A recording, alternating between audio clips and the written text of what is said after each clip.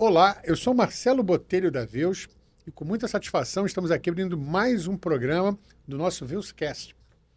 Hoje nós temos aqui a presença de 3 pessoas ilustres, maravilhosas.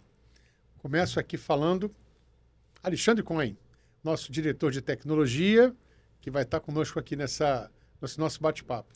Obrigado, Marcelo. Obrigado pelo convite. É um prazer estar aqui participando do Veuscast. Obrigado, Alexandre. Do lado dele, nós temos aqui o nosso querido Felipe Damasceno, também da área de tecnologia da Veus e também um especialista em marketing digital. Felipe Damasceno. Novamente, é um prazer estar aqui apresentando para vocês e vamos que temos muito conteúdo legal hoje. E do meu lado, uma pessoa que agora está assumindo, inclusive, digamos assim, um novo desafio dentro do cenário de mercado, ampliando o seu desafio, que já não é pequeno, o Dr. Fábio Veríssimo, o Dr. Pocket. Dr. Pocket.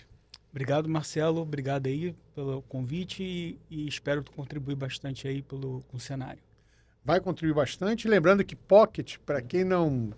Pocket é Point of Care Testing. O Dr. Pocket está ajudando o mercado a entender tudo relativo a exames e testes rápidos e pontuando, explicando, orientando dentro do possível, dentro do digital, a todo o cenário nacional. Seja muito bem-vindo, doutor Fábio. Obrigado. Dr. Pocket. Então, nós vamos abrir esse nosso programa com um tema que está com hype danado, está sendo muito falado, etc., por uma série de razões, não tanto na saúde, mas muito, diria assim, no universo em geral, no universo digital, que é a inteligência artificial. E eu já abro colocando uma situação para mim muito peculiar. Eu vou contar uma história, um caso para vocês muito interessante. Em 2018, eu estava no congresso da RIMS e queria demais ouvir a palestra do Eric Schmidt. Eric Schmidt, para quem não lembra, ele era o presidente da Alphabetics, a empresa dona da Google, do pool de empresas da Google, ele era o presidente. O Eric Schmidt portanto, certamente era um expoente, um do top 5 do mundo em relação a tudo que diz respeito à tecnologia. Então, ouvi-lo é, no mínimo, essencial. E durante esse evento, na RIMS é um evento de tecnologia na área da saúde, certamente um dos maiores eventos dessa área no mundo. Esse evento, em especial, foi em Las Vegas. E eu lembro claramente, de algumas coisas interessantes. Nesse evento, a primeira coisa interessante que eu lembro, gostaria de só pontuar, tinha mais ou menos 8 mil pessoas. Se eu não me engano, esse era o número. O evento tinha 45 mil participantes. E nessa palestra, nesse bate-papo do Eric, tinha, se não me engano, 8 mil pessoas. Eu queria só fazer um detalhe interessante, que eu me lembro, eu estava com um grande amigo meu nesse evento, e nós estávamos medindo a internet no local. E a internet no local com 8 mil pessoas era avassaladoramente rápida. Isso é um motivo para depois uma outra conversa nossa, que com 8 mil pessoas no local funcionava maravilhosamente bem. Mas depois eu falo sobre isso. Mas ele foi falar sobre inteligência artificial aplicada à saúde. E, obviamente, todo mundo queria ouvir.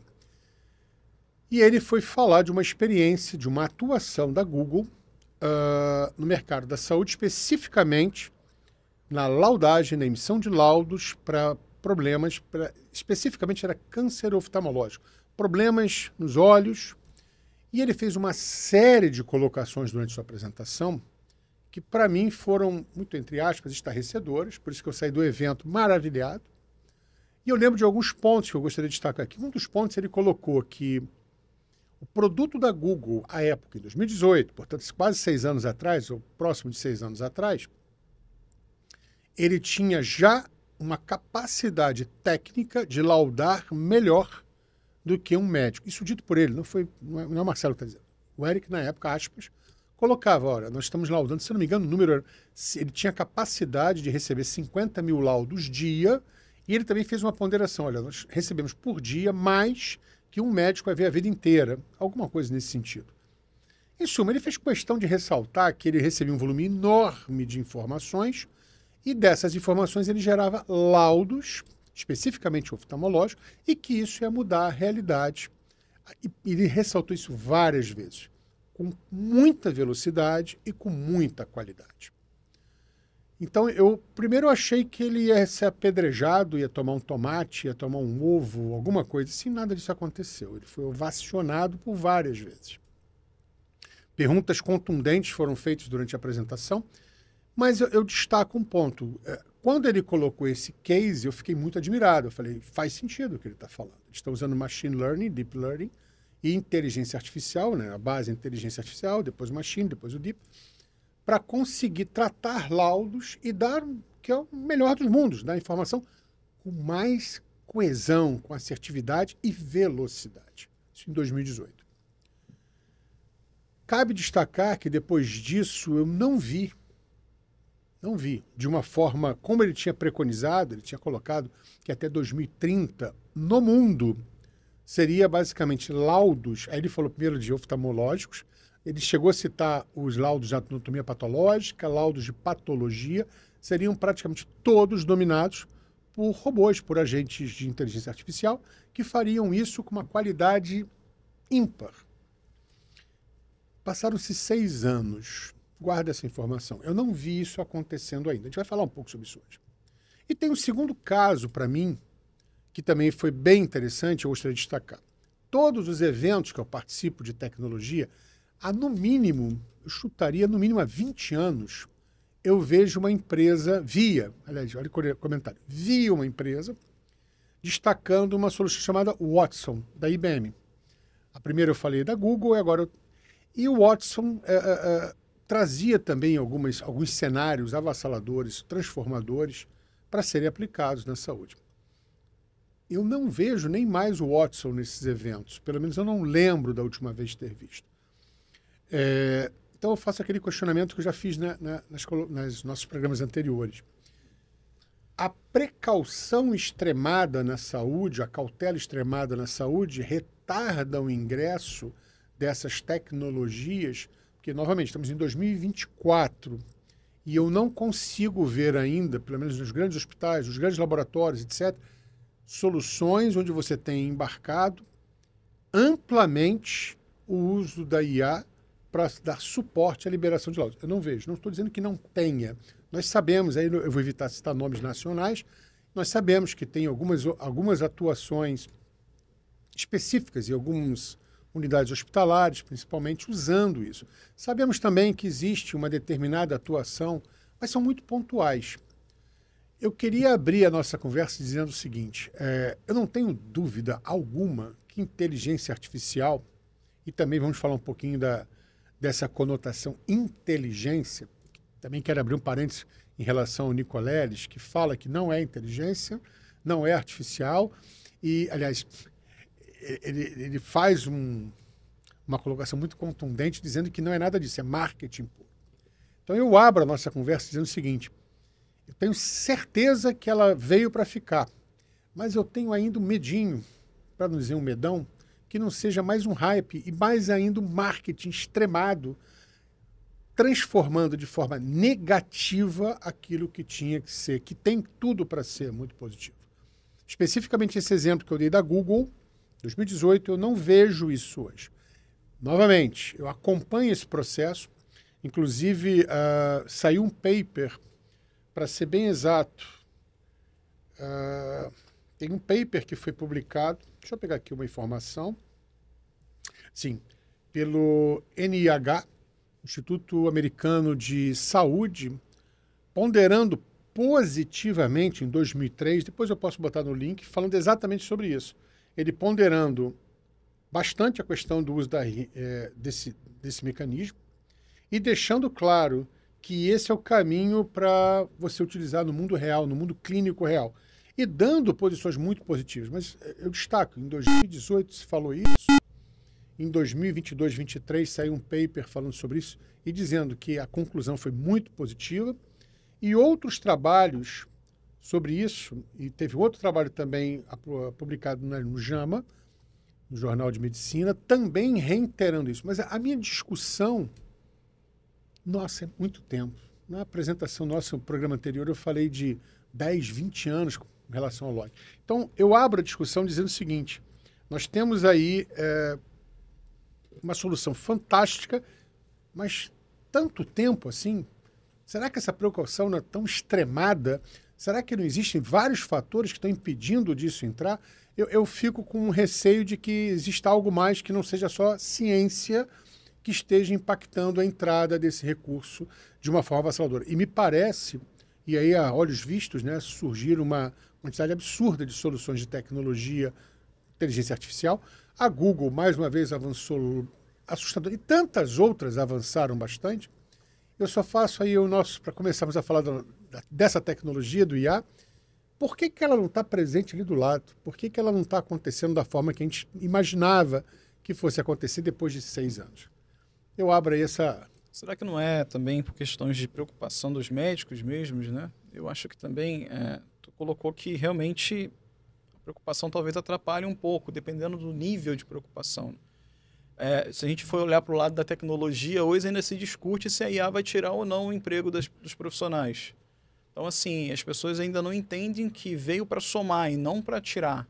Seria um suporte, né? Com certeza, dentro da saúde vai ter sempre uma precaução muito extremada, porque qualquer porcentagem que seja mínima, a gente está falando de vida. Você falou o ponto-chave. Eu acho que uma parcela disso é precaução. Inclusive, tem um trabalho também, nós pesquisamos isso, um trabalho falando dos problemas que houveram da inteligência artificial sendo utilizada para exatamente essa parte de laudagem, geraram problemas. Não era bem laudagem, já é interação mesmo clínica. E isso depois a gente pode botar lá nos nossos links exatamente falando sobre isso, que gerou uma série de adversidades. O programa de IA sugeriu uma série de procedimentos, sugeriu medicamentos, e esses medicamentos o paciente já tinha... Estou me lembrando exatamente de um caso que eu estava vendo nesse paper. O paciente já tinha uma fragilidade, estava sofrendo de hemorragia, e o medicamento sugerido, ele tinha uma tendência hemorrágica avassaladora. Isso não foi ponderado. E isso foi considerado muito crítico e queimou um pouco a imagem da IA. Eu acho que a precaução, Fábio, Dr. Pocket, é o ponto-chave. Eu defendo fervorosamente que é isso que acontece na medicina de uma forma geral. Mas eu tenho receio de que tem um outro lado aí que possa estar fragilizando a implantação disso. Ou seja, o medo de que vai tirar meu emprego. E eu acho que não vai tirar o emprego. Eu acho que ele pode ser uma ferramenta extremamente positiva para te apoiar. E é isso que eu queria que a gente debatesse um pouquinho aqui hoje. Seria um copiloto, né, para o médico. Copiloto. Você imagina que as pessoas hoje já procuram o Dr. Google, né, para entender da doença, entender como tratar, né, sem nenhuma intervenção médica, né, sem nenhum médico ajudando nisso. Então isso já é um problema, né?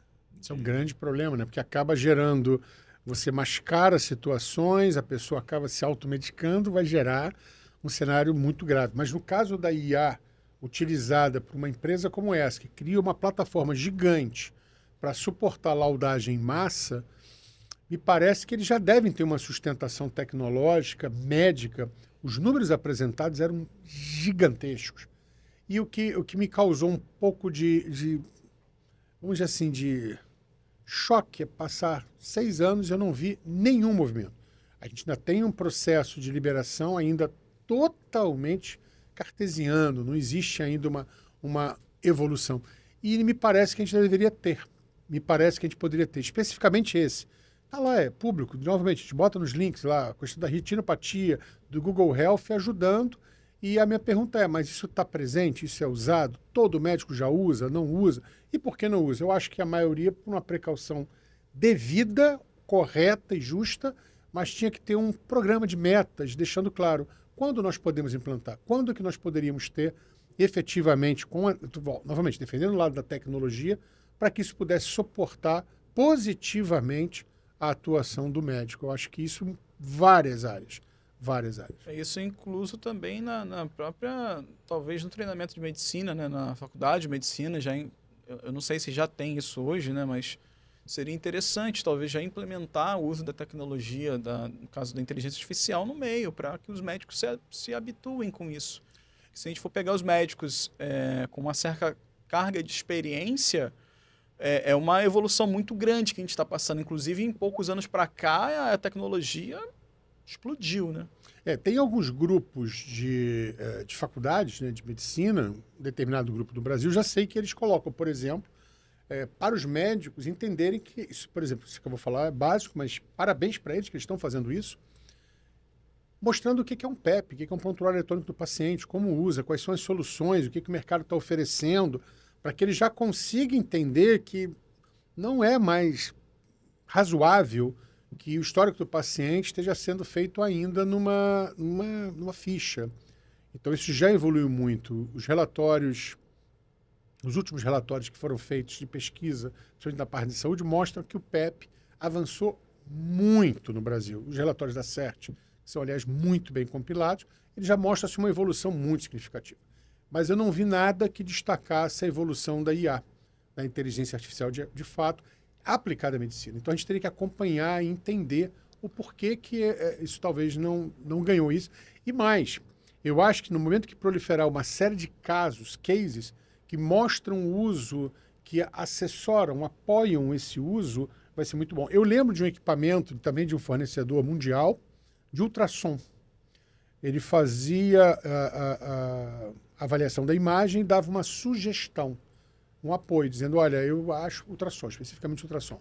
Eu acho que isso pode ser isso, isso e isso, já fazia as marcas, etc. Muito interessante. De uma certa forma, você vai tirar a carga de trabalho para o médico. Porque a minha defesa a favor disso não é tirar o médico, jamais, isso não vai acontecer. Eu sou da época que falava que programador ia morrer em pouco tempo. Bem, passaram-se 40 anos e não morreu. E eu diria que por mais 30 anos não vai morrer. É hype, ou seja, é vender a solução de que vai... Não vai. Médico, então, diria que vai passar fácil mais 50 anos e não vai, porque... Aí vou puxar já o tema, desculpa, do Lico Leles, que ele fala claramente. Aliás, ele colocou uma fala, eu vou ler com as devidas aspas, que eu achei muito interessante, rapidamente. Então, Marcelo, deixa eu só comentar um pouquinho que você falou que eu tenho conversado com alguns pesquisadores, alguns médicos, né, até para os projetos de inovação que a gente tem tocado, e eu vejo muita academia, a academia falando muito nisso. Muitos doutores, médicos interessados no assunto, só que tem uma certa dificuldade de trazer isso para o mercado, né? Isso acontece já com muitas outras tecnologias e não seria diferente de acontecer aí com inteligência artificial. Mas eles falam por quê da dificuldade? Tipo, financeira, apoio mesmo, medo do mercado? Não, eu acredito que seja mais cultural, né? O acadêmico, ele quer fazer uma dissertação, quer fazer uma publicação e ele não pensa muito no mercado, né? Então, isso eu acho que acontece bastante, né? E o que é interessante é que, por exemplo, com visão computacional, que é uma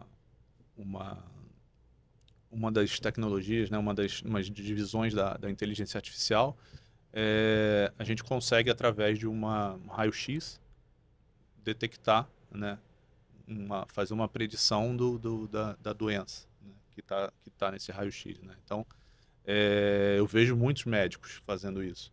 Então, essa questão de tirar o emprego do médico, na verdade, quando os médicos entenderem que essa tecnologia vai ajudá-los a ter mais precisão e a ter mais assertividade no trabalho deles, para eles terem mais tempo de dedicar a coisas mais complexas e mais importantes para o paciente. Ou seja, tem que ter uma mudança comportamental aí, cultural, que talvez não ocorra rapidamente. Esse é o grande ponto. E também tem que ter muita confiança naquela ferramenta. E eu diria que nenhum nem outro não acontecem de forma rápida, infelizmente.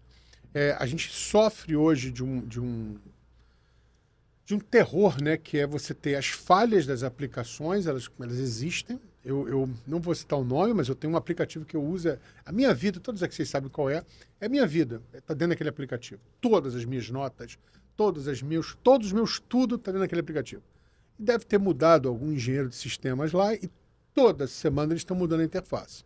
Ou seja, eu estou sofrendo horror, porque eu não consigo deixar de usá-lo. Eu amo aquele aplicativo, que ele é multiplataforma, mas está sendo mal conduzido. E isso traz uma pecha muito ruim para a gente, Porque o usuário vai reclamar, vai falar, poxa, o negócio muda, o negócio altera, o negócio está sempre...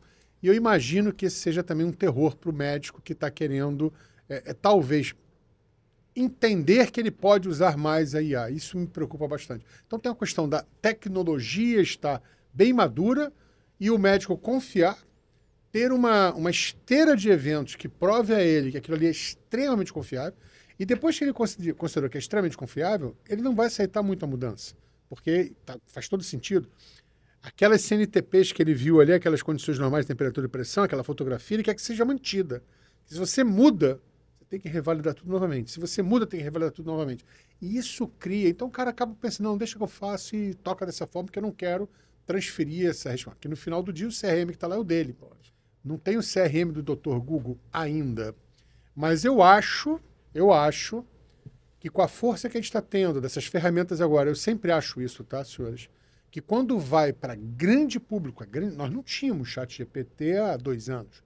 Você não tinha, muito entre aspas, esse acesso que nós estamos tendo hoje, e eu questiono um pouco até onde o chat GPT é de fato inteligência, que aí eu vou ler a frasezinha do Nicoleles. Eu acho que o médico também passa pelo mesmo problema. E ele tem um problema muito grave, que ele precisa ter assertividade o tempo todo.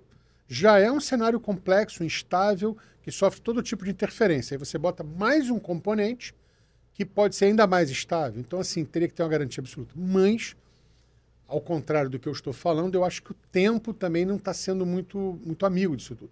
6 anos se passaram, eu vi isso em 2018, e eu não vejo a aplicação, volto a dizer, aplicações pontuais, é claro que existe. Dentro desse processo aí da Google, ele cita que ele está tentando dinamizar isso na Índia, o país mais populoso do mundo, e que deve ser uma coisa avassaladora se ele conseguir dinamizar esse lado. Mas eu acho que isso deveria ser universal. Eu acho que a saúde devia caminhar para o lado universal. Eu acho que a inteligência artificial, quando ela estiver bem mais avançada, com linguagem natural, como está acontecendo, ela poderia sim ajudar o médico, ajudar o paciente, que é o ponto mais importante de ser ajudado, para tentar orientá-lo, fazer a anamnese inicial, orientação inicial, e já conduzir, olha, eu acho que seu caso é grave, acho que você tem que procurar o médico assim, assado. Isso causa um temor. Causa sim, tapar o sol com a peneira, achar que o médico não corre risco, etc. Minha opinião, pelos próximos 30 anos, nem pensar. Como a nossa área de tecnologia, eu já ouvi essa história umas 20 vezes que nós vamos perder o emprego porque programador, desenvolvedor não vai existir daqui a 10 anos, que tem um autoprograma. Balela, hype, marketing. Queria continuar nessa tocada aí, queria entender de vocês, mas não só no parte negativa, né? Mas o que temos de positivo, o que está sendo construído. E só para também botar eu achei aqui a frase que eu queria falar, com aspas, o Nicoleles Vision é um cara que eu admiro muito, ele novamente, ele que talvez tenha sido um dos pioneiros em levar o que é tecnologia de inteligência artificial e uma série de rede neural, uma série de outros pontos, integração do interface cérebro-máquina, foi ele. E ele fala, eu digo que a inteligência artificial não é nem inteligente, nem artificial. Ela não é inteligente porque a inteligência é uma propriedade dos seres vivos. Bem contundente isso. Que surgiu durante o processo de interação com o ambiente com outros seres vivos.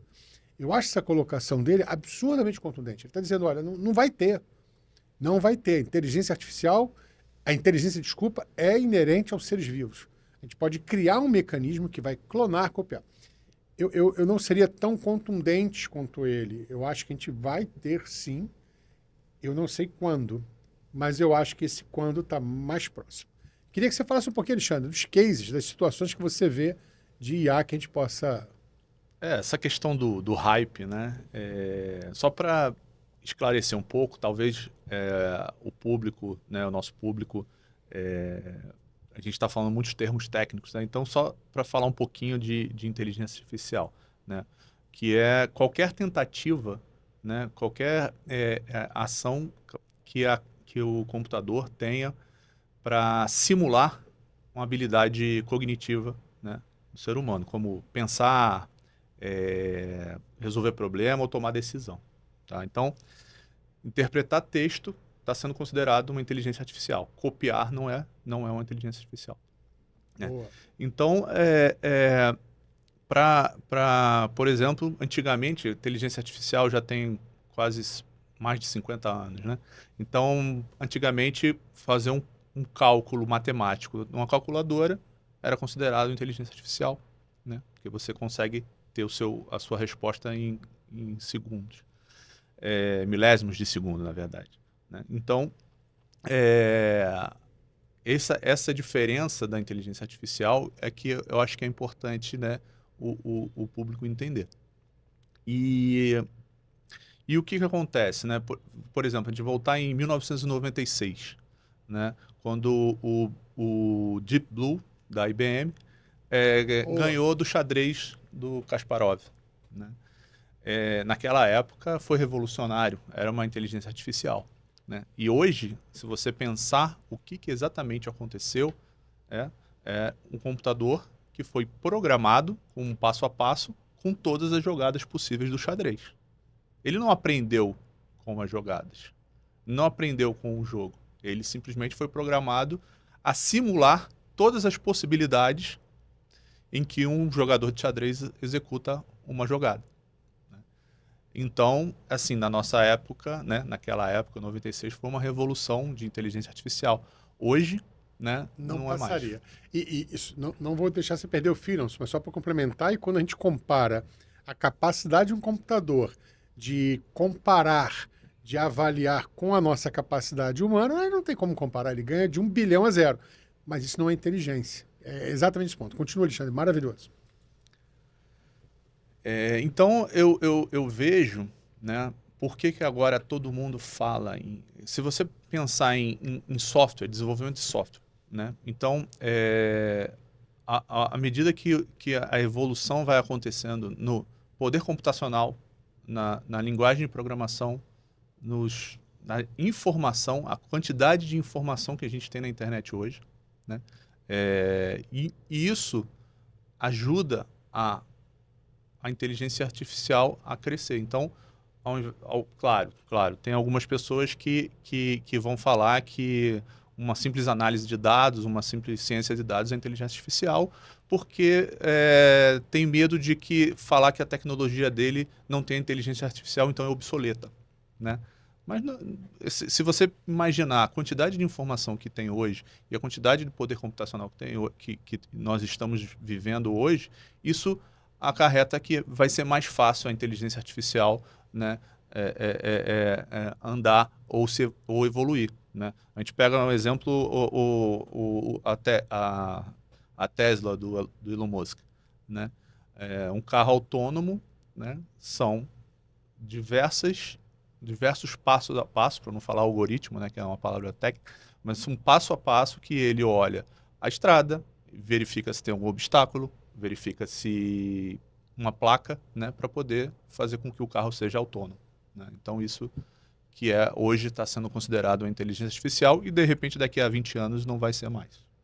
O ponto que o Alexandre colocou é verdade, né? A gente vê hoje que muito se fala de inteligência artificial, no entanto, tem muito marketing por cima. Muito. Tem muito marketing por cima. Eu vou falar que tenho porque se eu não falar que tem, o mundo hoje está falando disso, eu vou ficar por fora e eu sou uma empresa velha, uma empresa que não se adequa à tecnologia.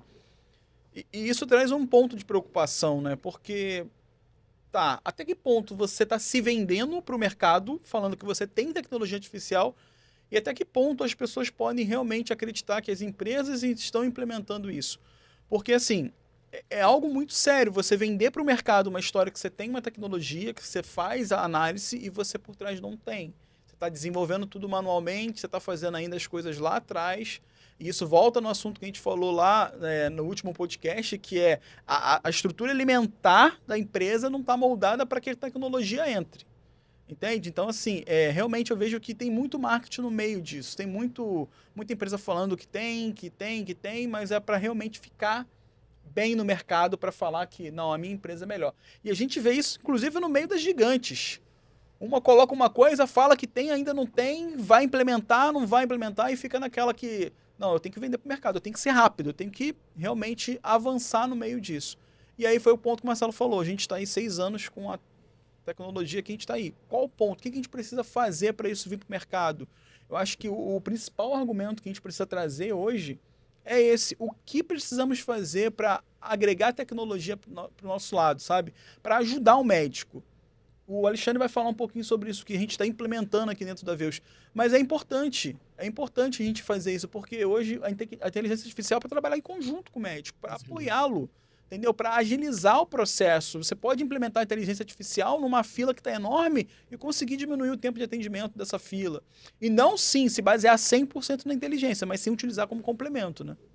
Então, Alexandre, fala um pouquinho mais pra gente aí sobre o que a Veus está trazendo para o mercado de tecnologia. Então, nosso produto, né, nós temos a ANI, que é uma inteligência artificial que agora ela está detectando resultados de imagens em cassetes imunocromatográficos. Então, só para explicar um pouquinho como que ela usa, né? A ANI usa visão computacional, que é a inteligência artificial aplicada a imagens, né? Então, como que a gente faz? Inicialmente, a gente faz um treinamento. Então, a gente pega um quadrilátero, olha diversas imagens de cassete, e esse quadrilátero a gente coloca no cassete e fala assim, olha, essa parte aqui é a parte da onde vem a reação, né, do teste. Essa parte aqui é onde que vem o controle, né? Então a gente vai, a cada imagem, um especialista, né, como o Dr. Pocket ou alguém da equipe dele, vai olhando cada imagem e vai treinando, colocando o quadrilátero. Isso é isso é aquilo. E aí, depois de uma certa quantidade, a gente pega essa IA, a gente diz que ela aprendeu com esse treinamento e começa a colocar outras imagens para verificar se ela conseguiu atingir o resultado, né? E aí, o que a ANI faz? Ela dá uma probabilidade no nosso sistema para o médico fazer a passagem do resultado, né? Claro que a gente não vai colocar nada automatizado, né? A gente não faz isso, mas a gente, como eu falei, a gente dá mais assertividade e dá mais agilidade no processo. Agilidade no processo de laudagem e de definição do resultado. Aí eu pergunto para você, o Dr. Pocket, isso te ajudaria no dia a dia? Com certeza. Se eu for em uma triagem em massa, então... Imagina a gente pegar o caso que está acontecendo agora, né? Que é o pessoal do Sul está passando por uma dificuldade, a gente vê isso. E assim, lá precisa de agilidade. Lá a gente precisa realmente trazer o quanto antes, ter o resultado, ter o laudo.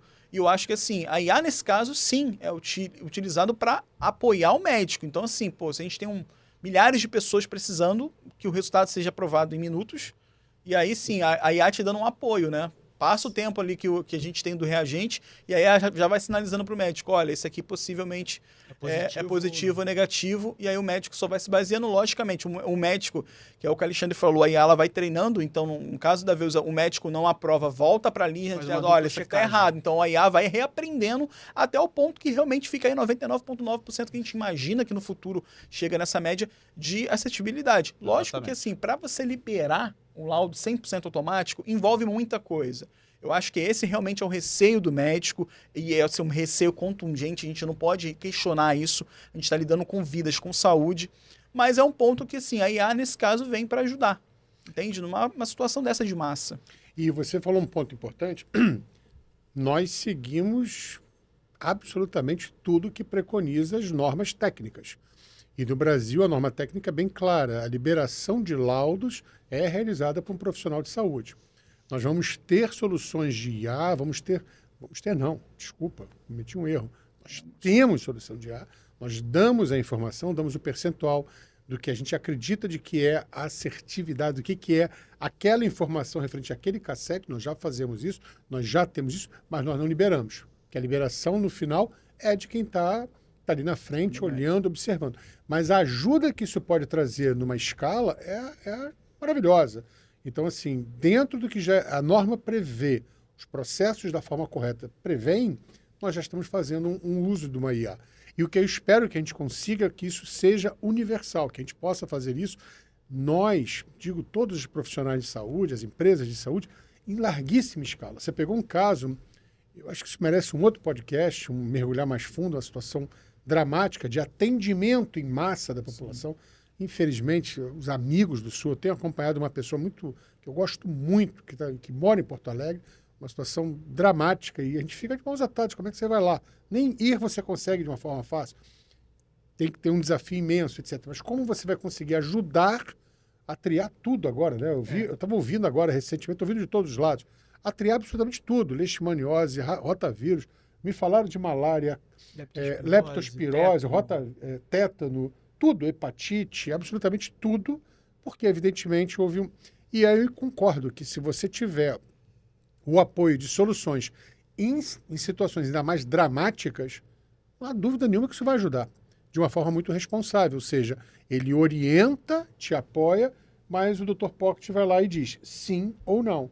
E se a informação que foi te dada de apoio estiver equivocada, ela vai aprender para tentar diminuir a chance que isso aconteça. Isso é fantástico, Alexandre. Parabéns. Isso. E a gente está evoluindo um pouquinho mais, né? A gente está sempre evoluindo aqui. E agora a gente está... Google, né? Eu adoro falar do Google. Estamos usando uma nova tecnologia da Google, que chama Vertex IA. Fala um pouquinho para a gente do que é isso. Explica para a gente o que é essa solução.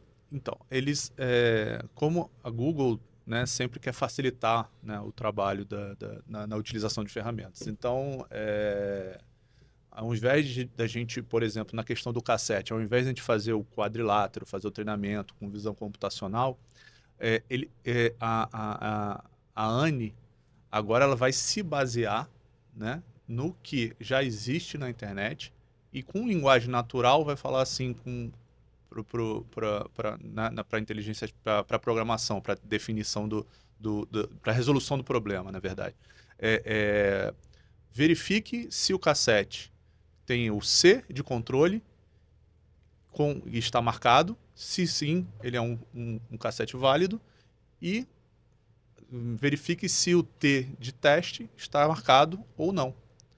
Só com linguagem natural, sem treinar a imagem. E ele simplesmente vai dizer, está marcado, então teste reagente. Isso é revolucionário, no meu entendimento. Né? É revolucionário. Ele utilizando o que ele já aprendeu. A gente não vai precisar ensinar para ele o que é um C, o que é um T, ou o que é uma marcação.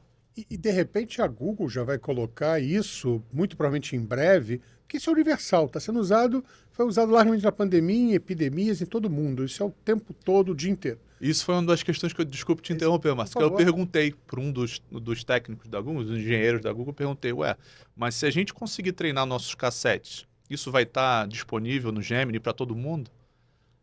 E aí ele me respondeu, depende de vocês. Né? Bacana. Porque é um projeto... Se pudesse ser oferecido para ser uma realidade de uso mundial, que possa ser utilizado por qualquer um, no intuito de facilitar, de trazer mais segurança, eu acho que isso é um ganho fantástico. É interessante entender da Google. Eu acho que isso merece, Alexandre, a gente tentar conversar com o pessoal da Google, falar com eles, trazê-los aqui também para falar um pouco sobre isso, explicar para o mercado o que tem, mas que o que tem de tecnologia, e eu gosto de dizer sem PowerPoint, o que eu brinco? Desculpa o PowerPoint, desculpa os softwares de apresentação, adoro todos eles, eles mudaram a dinâmica de gestão de apresentação no mundo, parabéns. Mas eu falo sem PowerPoint assim, de fato, não, sem aquela coisa de só o marketing. O que você está fazendo de fato? Nós estamos fazendo, então, um processo que eu tenho certeza que vai ajudar o Dr. Pocket, vai ajudar a saúde, e é fato, não é PowerPoint. Mas o que mais que a Google pode estar construindo e fazendo que se transforme em APIs abertas, mundiais? Óbvio que a Google vai cobrar lá o valor dela por utilizar, faz parte, é óbvio, tem tecnologia, tem engenheiros, tem equipes, etc. Mas que isso possa trazer facilidades para todos. E isso seja um mecanismo de levar saúde com qualidade, que eu já falei isso e reitero. Não adianta ter tecnologia para tudo, mas no final não tem qualidade da informação, não vale de nada. Eu tenho um laudo mais rápido do mundo, mas eu não tenho certeza se ele é bom, não vale de nada. Então a gente tem que ter isso. E eu acho que esse trabalho merece a gente conversar um pouquinho depois e tentar trazer profissionais da Google para a gente debater e eles mostrarem, sem PowerPoint, o que tem de novidade, o que está acontecendo concretamente. E, se possível, até me dizer, de 2018 para cá, o que aconteceu com apresentação do... O Eric Schmidt não é mais o presidente da Alphabetics, mas eu imagino que isso não seja motivo para o projeto ter acabado. Pelo contrário. Eu sei que o mundo sofre, né? Eu defendo também o marketing é importante. A gente consome produtos porque o marketing é bem vendido, sabe dourar a pílula. Eu não vou entrar nesse detalhe. Mas me causa também aflição. Eu posso lembrar aqui rapidamente de 3, 4 produtos que foram hypes que falam Google Glass. Cadê o Google Glass? Acabou. Google Glass na saúde, não, eu vou olhar para o paciente, vou fazer... E sumiu, desapareceu. Cadê o prontuário universal da Microsoft, que também sumiu, desapareceu? Cadê o Health Kit da Apple? Algumas tecnologias que falamos e sumiram. Sumiram por quê? Porque é muito difícil aplicar na saúde. Na saúde a gente tem uma dificuldade. E estamos falando de empresas gigantescas. Não estamos falando de empresas... Você poderia questionar que foi empresa... Não, estamos falando das líderes do mercado. A Apple é a maior do mundo, é dos maiores do mundo. Google, Amazon, são as big shots desse mundo. E tecnologia, hype de tecnologias que simplesmente não emplacaram ainda. Novamente, tivemos aqui uma colocação imensa sobre o Loink. O Loink tem 30, 40 anos e está aí. O José aplica, a Maria aplica, tem um negocinho ali e tal, mas não funcionou. Não é que não funcionou, a tecnologia funciona, mas não foi aplicada. Eu listei aqui um monte de tecnologias que foram... E eu rezo e vou lutar para que inteligência artificial não seja mais uma delas. Eu acho que o que ela pode oferecer para os profissionais é maravilhoso. Queria pontuar também, né? Acho que talvez o nosso público não saiba o que significa a ANI, né? A ANI. Qual é o significado da inteligência ANI? Então, alguns anos atrás, quando nós estávamos trabalhando nos grandes eventos, que a gente chama, quando a gente estava trabalhando no pós-Covid, na abertura dos estádios para os grandes jogos, Flamengo, Vasco, Fluminense e Botafogo, nós estávamos trabalhando muito, né, porque foi uma época que todo mundo estava trabalhando demais, o tempo todo, madrugada. Foi um case muito bom para Veus, um case de aprendizado, né? Muito. Eu acho que levou, assim, eu me orgulho de ter participado disso. Acredito que todos nós nos orgulhamos porque a gente pôde participar de um projeto de algo enorme. Imagina, validar milhares de torcedores. Foi algo realmente que... Em pouco espaço de tempo. E um ponto interessante, integrando praticamente todos os estados brasileiros e quase todas as empresas, quase todas é um exagero meu, mas muitas empresas do cenário laboratorial brasileiro, de marcas e de colisões frontais debaixo de um guarda-chuva. Aquilo ali foi um case realmente fantástico. Num dia, atender 50 mil pessoas, serem gerenciadas, serem tratadas e transformar-se num grande case que foi toda a parte dos grandes eventos. Tenho muito orgulho de ter trabalhado nisso. E eu lembro que a gente tinha que automatizar uma parte do processo, e a equipe estava super sobrecarregada, e um dos gestores gritou, vamos usar a ANI. E ficou um silêncio, tem algum sistema chamado ANI. E ele repetiu, não, é a ANI da área de operações. Vamos usar a ANI manualmente enquanto você não termina a tua automatização. Aí todo mundo começou a rir, né? E a gente... Vale ressaltar que é uma inteligência. Exatamente. E engraçado que depois de alguns anos, né? Depois de alguns anos, não. Logo em seguida, a gente resolveu batizar a nossa inteligência artificial e fizemos uma homenagem à Ania? Não, na verdade, a gente fez uma pesquisa com todos os colaboradores da Veus e venceu a ANI, né? E, é claro, causaram algumas questões engraçadas. Lembro no final do ano passado, quando estávamos conversando, né, sobre a inteligência artificial, a ANI veio na minha mesa e falou assim, Alexandre, o que eu tenho que fazer no projeto? Aí eu fiquei achando estranho, eu falei, como assim? Não, porque você falou que no Slack, você disse que a ANI vai trabalhar, fazer todo o processo automático. E realmente não era a ANI, pessoa, né, maravilhosa, a ANI, era a ANI, nossa inteligência artificial. Que foi batizada De uma certa forma, em homenagem a ela, mas entendido. Muito legal essa história. Bom. E a gente também, a Veus também está atuando num lance, fazendo análise, né, de Alexandre, de colunas, né? Fala um pouco mais pra gente sobre isso. Esse é um projeto muito importante, muito legal, né? Que nós estamos trabalhando aí há alguns anos. Nós recebemos um aporte, né? A gente participou de um edital do governo, na verdade da FINEP, né? Que é ligado ao Ministério da Ciência, Tecnologia e Inovação, e para financiar um projeto de inteligência artificial. Esse projeto tem duas partes, né? A primeira é em relação a diabetes, né? Que é uma das, se não for a primeira, maior doença, né? Com certeza, o maior problema crônico mundial. O maior problema é a doença crônica, né? Então, o que a gente montou, isso já está pronto, né?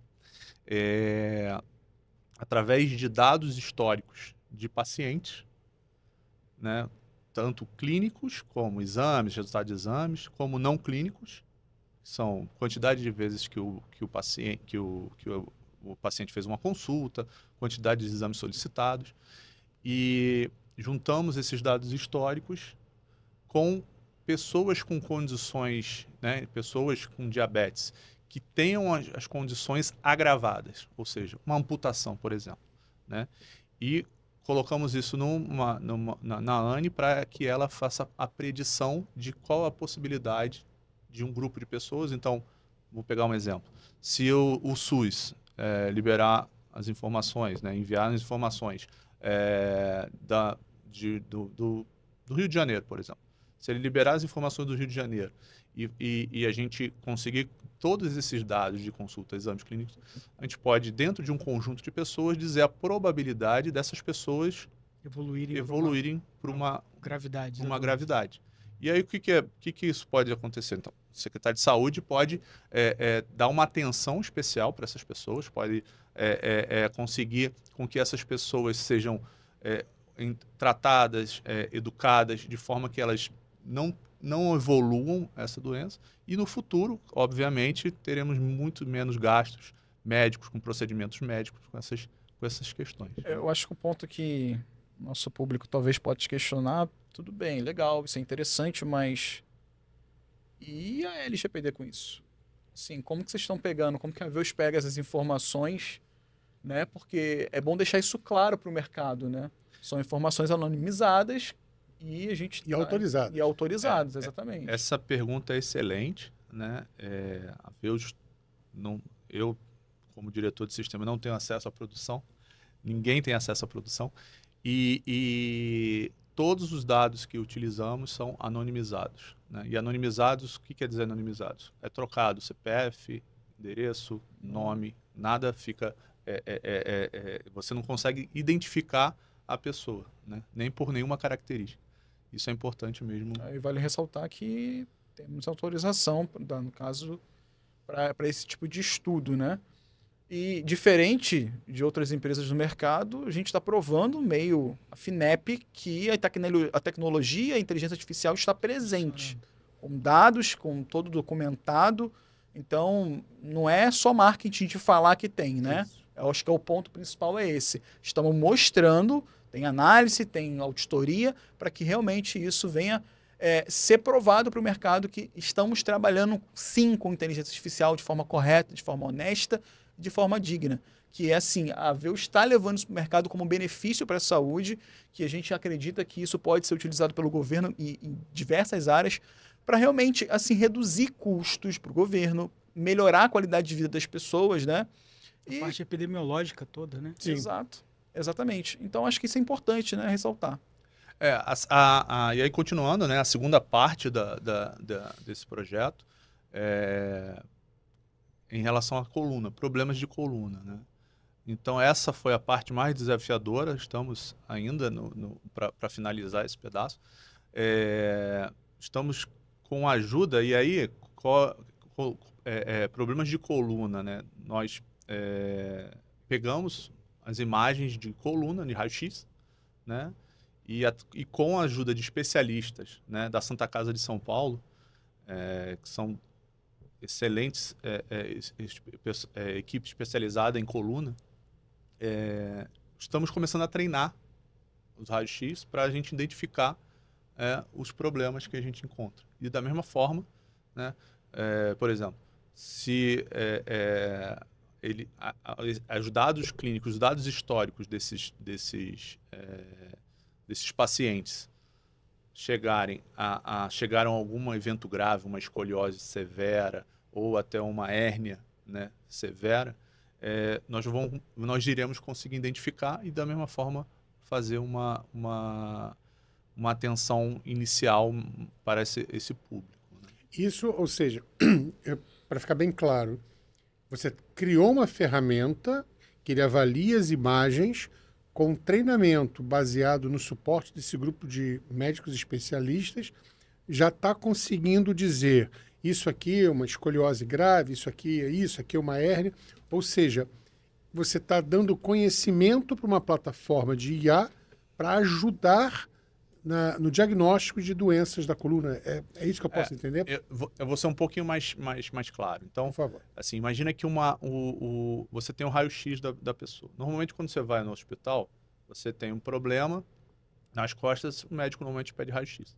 Né? A raio-x é um procedimento muito mais barato do que uma ressonância. Muito mais rápido, muito mais simples e mais universal do que uma ressonância. Exatamente. Então, num primeiro momento, esse raio-x ele vai detectar se é necessário para o paciente fazer uma ressonância ou não. Né? Então, você já elimina a necessidade de uma ressonância.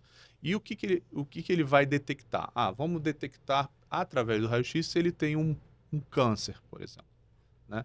Então, se ele já detectou que é um câncer, não tem necessidade da ressonância, vai fazer o procedimento com o médico. E como que a gente vai determinar que esse procedimento, né, não vai evoluir para uma doença pior? Né? Então, assim, devido a essas imagens, né, que são os exames clínicos, né, imagens do paciente, e também a diversas vezes que o paciente, por exemplo, reclamou da dor de coluna, que é um dado não clínico, né? Então, quantas vezes ele foi na consulta. Com essas informações, a gente vai fazer uma predição de que isso pode se agravar no futuro. Bacana. Muito bacana.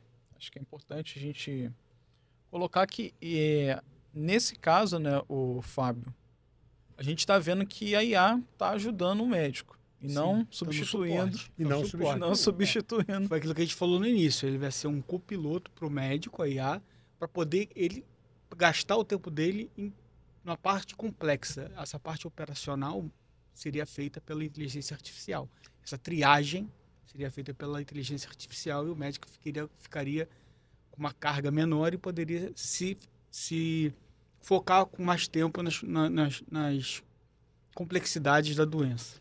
E aí eu faço um desafio para todos nós aqui. Mas o que vocês acham? O que vocês conseguem ver? Nós falamos aqui de alguns casos de situações que a IA poderia ser aplicada na saúde que pudesse trazer resultados. Eu sempre penso no universal, né? Sempre tento trazer para uma coisa maior, para uma coisa, literalmente, eu gosto muito dessa palavra, universal. Vocês conseguem ver soluções que a IA pudesse entrar ajudando de forma universal, ampla, geral, população? Telemedicina. Com IA? Mas como assim? Explica um pouco mais. Desenvolve um pouco o que você sugere. Se a gente tiver telemedicina alinhada com a solução das imagens dos cassetes, por exemplo, a gente poderia fazer uma triagem sem ter no acesso lá no local. Né? Locais de difícil acesso, remotos, como um caso de desastre, catástrofe, como a gente está tendo hoje, a gente poderia ter o telemedicina, um médico à distância, e a pessoa realizando os testes ali, um profissional de saúde habilitado, e a gente receberia essas imagens, os resultados, e conseguiria fazer análise desse paciente mais rápida. Isso aí, com uma qualidade e rapidez. Ou seja, o casamento da telemedicina, que a gente já falamos no episódio anterior, é o caminho sem volta, e ela tendo uma série de suporte, que é muito mais fácil estar no centro de referência de saúde, com toda a estrutura. Imagina agora, no Rio Grande do Sul. Eu não consigo isso. Como é que eu vou montar um centro? É muito difícil, mas eu posso estar na grande São Paulo, Rio de Janeiro, grandes centros, com cercado de todos os recursos, dando apoio na ponta, usando a telemedicina, ou seja, você tendo o assessoramento remoto e com o suporte de uma série de ferramentas de inteligência artificial. Seria um case para facilitar sobremaneira a atuação, no caso aqui especificamente de catástrofe. Seria Com certeza, catástrofe, Faz todo difícil sentido. acesso remoto. Eu vou puxar uma sardinha um pouco para as doenças crônicas, né, que é esse projeto. Eu acho que a diabetes, né, depois que eu comecei a estudar um pouquinho de diabetes, eu fiquei bem impressionado, bem espantado, né, como que a diabetes, né, É uma doença silenciosa. por exemplo, na nossa empresa, detectamos que 3% das pessoas, né, depois que fizemos a campanha lá, detectamos que 3% das pessoas estavam com diabetes e não sabiam. Não sabiam nada. Silenciosa. É verdade. Então, imagina que você consegue, né, com cassetes imunomatográficos que demoram 15 minutos para definir, né, ou com Aparelhos pocket, né? um pocket em que determine uma hemoglobina glicada, ou o Libre, né, o G7, que tenham a informação de diabetes, né, a qualquer momento. Esses dados, eles são fantásticos você receber esses dados, né? Então, imagina você colocar isso numa população como o Brasil, mundialmente, né, pensando alto, né? Você consegue determinar, né, através de predição, né, quais são as pessoas que podem evoluir para uma doença muito grave, uma amputação. A capacidade. Eu acredito muito nesse projeto. Eu acho que é uma revolução se a gente conseguir levar isso para o SUS, né? Não só o SUS, né? Eu penso muito no SUS, quando a gente pensa Brasil, 75% da população. Mas se você pensar nos grandes planos de saúde, né? O quanto que eles vão reduzir de custo, né? Se eles utilizarem uma ferramenta dessa, né? Quanto que eles vão reduzir de procedimentos, de internações, né? Se eles estiverem detectando que esse paciente, né, pode ser tratado antes, para não ter que ter um procedimento mais caro depois. Se a gente for pensar na qualidade de vida do paciente, não tem preço, né? Não tem preço. Uma incapacidade, uma amputação, torna o indivíduo incapacitado. Mas um ponto que eu queria levantar também voltando no último podcast que a gente falou sobre isso, interoperabilidade. Como que interoperabilidade vai ajudar ainda mais isso? Porque, assim, eu vou pegar um exemplo meu.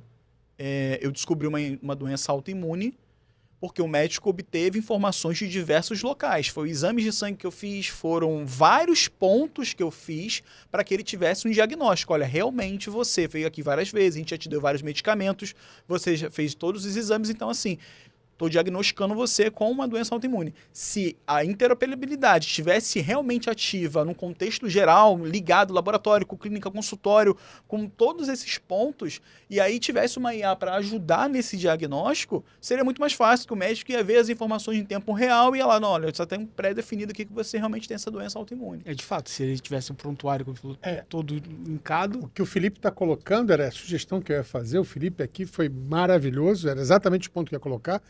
Interoperabilidade com Deep Learning. O que eu acho? O dado não... Deep Learning é um dos níveis, vamos chamar assim, da inteligência artificial. Ele está um pouco abaixo, vamos chamar assim, do Machine Learning. E pegando dados não estruturados, que é exatamente o que o Felipe está colocando, e criarmos uma solução que a gente vai trazer tudo, de tudo quanto é, mas de tudo. Da farmácia, da clínica, do médico da família, do hospital, do teu reloginho, de tudo. E isso, de uma forma estruturada e não estruturada, conseguisse trazer para o Felipe todo o histórico dele, mas não é só histórico. E aí sim, pontuando toda a vida dele, informações clínicas. Mas será que isso já não existe? Aí vem, então, assim, resumindo, a minha visão, que eu imagino que seria um golaço para o mercado, eu acho que a interoperabilidade ainda está engatinhando muito mais ainda do que a inteligência artificial. A inteligência artificial está muitos passos à frente, e por isso mesmo, ajude o menorzinho. Eu acho que no momento que a gente conseguir fazer com que a Deep Learning consiga fazer a interoperabilidade de todos os canais, estou sendo bem ousado aqui, como mágica, o impacto para a saúde, novamente, pensando sempre na última milha, no paciente, eu não consigo imaginar o que isso representaria. Eu consigo imaginar que seria uma mudança assombrosa para a sociedade, para o mundo inteiro. E eu aposto que isso vai acontecer. Eu tenho acompanhado, só para concluir, eu tenho acompanhado uma determinada, eu não sei se ela já ainda é uma startup, que ela está fazendo isso. Ela não é brasileira, ela está exatamente com esse desafio de dados não estruturados, nada com nada, você literalmente... E ele se vira e consegue interoperar a farmácia, a clínica, etc., usando uma série de referências dela e inteligência artificial. Se eu fosse pensar, se eu conseguisse quebrar a ideia do Nicoleles assim e conseguisse ter realmente um agente inteligente, isso seria viável. O cara consegue ver que esse laudo aqui é de um hemograma, etc., etc., e consegue jogar isso para isso aqui. Para o outro lado, fazer interoperabilidade. O movimento das informações com dados estruturados e não estruturados de forma ótima. Eu acho que a solução vai ser com a inteligência artificial. E aí vai quebrar uma série de paradigmas. A implantação do LOIN, que é a implantação da interoperabilidade. E eu tenho acompanhado uma determinada empresa, uma determinada startup, eu não sei bem se ela é uma startup, mas não é uma empresa de grande destaque, que ela está exatamente com essa pegada. Torço demasiadamente que ela consiga isso, porque seria... Imagina o impacto que teve na sua vida, danoso, eu sei da história toda, eu acompanhei, se nós tivéssemos essa condição. Então, eu espero que a inteligência artificial consiga ajudar os irmãos menores com a interoperabilidade. Interoperabilidade é muito maior do que a inteligência artificial, porque ela está presente em todas as empresas. Todas as empresas deveriam obrigatoriamente ter que transacionar suas informações de saúde com todos. Isso não existe. É uma balela, uma falácia, não existe isso. Existe uma coisa muito parcial, muito ainda, de novo, marketing, para dizer que eu tenho, mas não é fato. E aí eu estou postando todas as minhas fichas nisso. Mais do que o laudo para o médico, são coisas diferentes. Eu acho que no momento que a gente tiver isso, no sentido da interoperabilidade, eu suporto ainda mais os profissionais da saúde. Eu dou mais subsídios para eles. Então, a minha aposta, a gente não consegue ter tudo, infelizmente. Escolha quem quer tudo, não quer nada. A minha escolha é inteligência artificial ajudando a interoperabilidade, fazendo com que a gente consiga criar um motor, um agente, um aplicativo, o nome que você quiser dar, um robô, um Android, etc., ou uma ANI, para que ela possa fazer com que todos falem com todos, estruturados, não estruturados, e aí depois você vai plugar os outros agentes, os outros robôs, para chegar no laudo. Então, a minha aposta é essa. Eu acho que a gente teria que falar mais sobre isso. Felipe, mais uma vez, trazendo uma pauta aí maravilhosa, mas eu acho que esse é o divisor de água para nossa inteligência artificial. E já tem gente pensando. A gente tem que mergulhar mais fundo nisso. No caso, né, interoperabilidade tá no nosso sangue aqui na Veus. Demais. E eu lembro de um caso, acho que o Dr. Pocket estava comigo, que a gente normalmente vai em congressos e tinha uma palestra com, na época, o presidente do DataSUS e uma gestora de um grande laboratório, né, que tinha acabado de falar como ela fez a integração e chamou de interoperabilidade de todos os sistemas que foram agregados, né? E a minha pergunta no final foi ótimo, parabéns, mas por que esses dados dos pacientes não estão disponíveis para o DataSUS? Né? Por que a gente não consegue integrar, e aí eu provoquei também o presidente do DataSUS, por que a gente não consegue integrar todos os dados com todos os grandes laboratórios, os grandes hospitais? E aí meio que o pessoal engasgou um pouco, ficou sem palavras, responderam lá de uma forma... mas, assim, é uma preocupação, né, que deveria ser de todos, né? Como que o governo obrigou todos os bancos a conseguirem lá, Banco Central, ter padrões e integrar para conseguir fazer o PIX? E por que a gente não consegue fazer isso na saúde? Então, eu tenho uma resposta para isso, e já fui bem veemente em relação a isso. Não é tecnologia, 100% de certeza, não é tecnologia. Mas, Marcelo, você acabou de dizer que precisa para ser universal, mas já nós poderíamos, há muito tempo, além de ter Open Finance, Open Bank, poderíamos ter Open Health. Não tenho dúvida nenhuma. Não é tecnologia. Mas eu acho que entra interesses. Interesses, sem dúvida, e não são interesses de saúde. Não é interesse do paciente. Quando eu falo de saúde, não é interesse do paciente nem do médico. Interesses comerciais, empresariais gigantes. Lembrando que o universo da saúde é o único aquele que você... É o universo que você não pensa. Se você precisa resolver alguma coisa, é a saúde. Você não vai ter, às vezes, a segunda ou a terceira chance. E por isso que eu acho que isso ainda não acontece de uma forma intensa. Eu acho que... Mas, Marcelo, isso deveria ser regulado, então deveria vir pelo Estado. É sempre péssimo quando vem pelo Estado, né? Deveria ser... Mas quando não acontece de uma forma sadia, eu acho que sim. Deveria já ter alguma forma do Open Health mínimo já ter sido estabelecido. A gente não consegue. Mas, como eu disse, no momento em que você começa a trazer tecnologia para o usuário final, ele começa a usar, começa a entender e começa a ver que pode ter uma coisa muito melhor, o primeiro que apresentar isso vai ser um rastilho de pólvora, ou seja, vai contaminar todo o resto. É o que eu aposto. Pena que não é na velocidade que a gente espera, pena que ainda não é na velocidade que a gente deseja. É o que eu ainda tenho como receio. Isso. Inteligência artificial, nós já estamos aqui, já estamos aí fazendo quase uma hora de uma conversa sobre isso. Eu acho que é um tópico ainda que a gente vai ter que falar bastante. A parte da interoperabilidade com o uso da inteligência artificial, eu acho que vai ser um divisor de águas. A parte dos laudos, a gente vai tentar entender. Fica aí como um compromisso nosso, fica aí como um compromisso da Veus, questionar o Google, e aí, como é que ficou aquela ideia? Como é que isso aconteceu? E tentarmos trazer, e aí eu vou pedir, já concluindo essa rodada nossa de conversas, você que está nos assistindo, você que está vendo o nosso podcast, por favor, coloque nos comentários o case da sua empresa, o case da sua empresa de saúde ou da sua empresa de tecnologia, aqui no Brasil, fora do Brasil, para que a gente possa debater, entender e dar mais luz, colocar o holofote em cima daquilo que está acontecendo de inteligência. Nós temos certeza, isso eu não tenho dúvida nenhuma, que existem várias iniciativas acontecendo. Mas nós queremos saber exatamente aquilo, sem o PowerPoint, que está sendo utilizado na ponta, que está acontecendo, que está sendo utilizado.